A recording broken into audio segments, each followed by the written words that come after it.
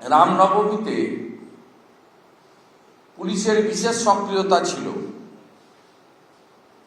অনেকে হাইকোর্টে গিয়ে অনুমোদন আদায় করতে হয়েছে, যেমন হাওড়া, শিবপুরে।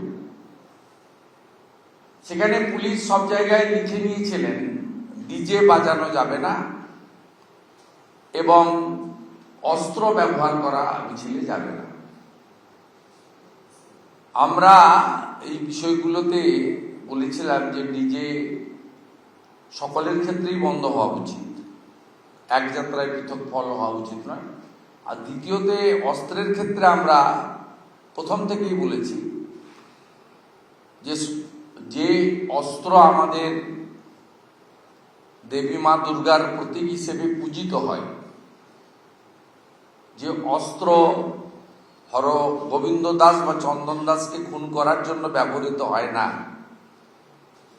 সেই অস্ত্র সীমিতভাবে, প্রতীকীভাবে শোভাযাত্রায় থাকলে এটা হিন্দুদের ধর্মাচরণের একটা অঙ্গ, এখানে আপনি বাধা দিতে পারেন না।